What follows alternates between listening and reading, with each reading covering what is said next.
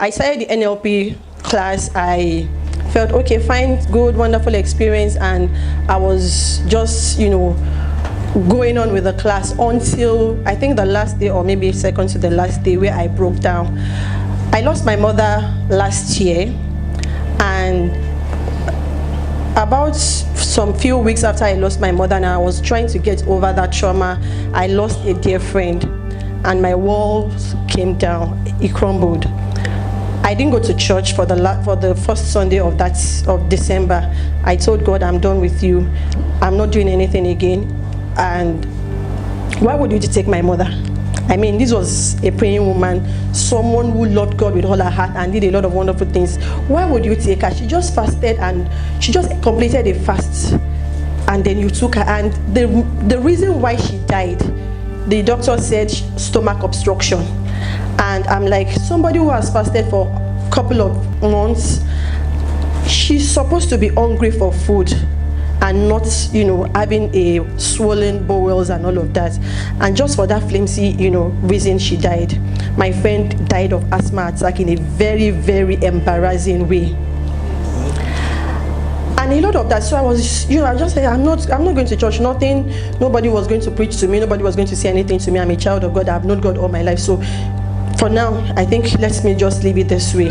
But I found out that each time I tried denying God, I could not deny Him. I was trying all I could to deny God, but I still found myself going back to Him. So at a point, I went back to God.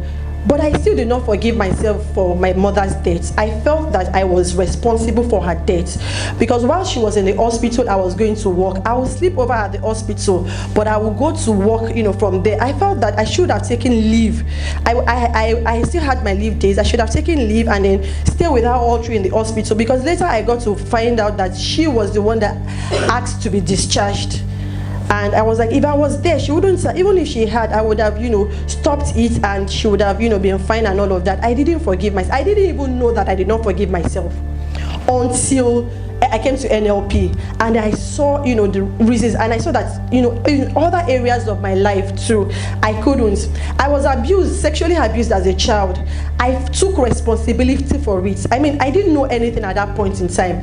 I didn't know what I was going through. I didn't know what happened to me. It was years later I realized what it was. But then I was blaming myself for it. That's not taking responsibility. When you're blaming yourself, you're blaming yourself. Yes. I was blaming myself for it. That why did I allow this to happen to me? Why did this happen to me? Why am I this? And I took a lot of those shames, those all those negative emotions were in me. But at NLP, I broke down completely. It broke me down. I was crying. For the first time in my life, I was able to share things about myself that nobody knew. And with complete strangers who are now family. Wow. So NLP was like an immersion for me. It was, okay, so I used to go to MFM for deliverance session because my mom attended MFM. But NLP was like the main deliverance. When you go to, those of us that, you know what it is, so NLP was like the main deliverance I experienced. And so now I do not look less of myself anymore. I do not have, low self-esteem. I am now in a better place. Somebody was talking to me on Facebook yesterday that, why did you cut your hair? I think you look better with your hair on and all of that. I just laughed it over. Because on a normal day, I would just be like, oh, okay. I take a lot of people's opinion. But now, I hone my opinion. Innocent Minds. Clarity, possibilities, change.